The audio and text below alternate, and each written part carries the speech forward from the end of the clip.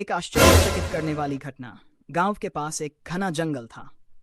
लोग कहते थे कि वहां कुछ अजीब होता है, पर किसी ने भी हिम्मत नहीं दिखाई कि रात में वहां जाकर देखे। एक दिन रामू नाम का एक युवक गांव से जंगल की ओर निकला। उसे इन बातों पर विश्वास नहीं था, इसलिए उसने ठान लिया कि वह खुद देखेगा कि वहां क्या रहस्य है। जैसे ही रात हुई, रामू ने मशाल जलाकर जंगल में प्रवेश किया। कुछ दूर जाने के बाद उसे किसी के पैरों की आहट सुनाई। उसने पीछे मुड़कर देखा, लेकिन वहां कोई नहीं था। अचानक एक पेड़ के पीछे से किसी के हंसने की आवाज आई। डर के बावजूद वह आगे बढ़ा। कुछ ही क्षणों में उसे सामने एक चमकता हुआ चेहरा दिखा। वह चेहरा हवा में तैर रहा था। रामू के पैरों तले जमीन खिसक गई। वह जोर से चिल्लाया और पीछे हटने लगा, लेकिन तभी आवाज आई, डरो मत, मैं तुम्हें कुछ बताने आया हूं। रामू की हिम्मत जवाब देने लगी, लेकिन उसने हिम्मत जुटाई और पूछा, तुम कौन हो?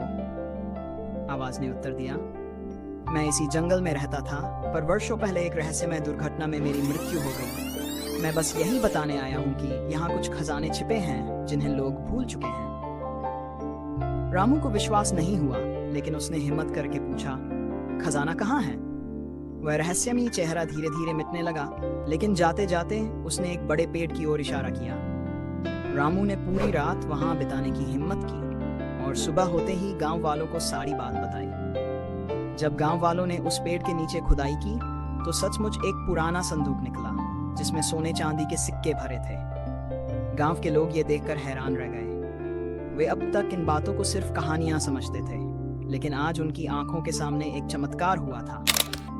ये खबर दूर दूर तक फैल गई और लोग इस घटना को सुनकर आश्चर्यचकित रह गए। इस कहानी से हमें यह सीख मिलती है कि कभी कभी हिम्मत करने पर अद्भुत सत्य हमारे सामने आ जाते हैं।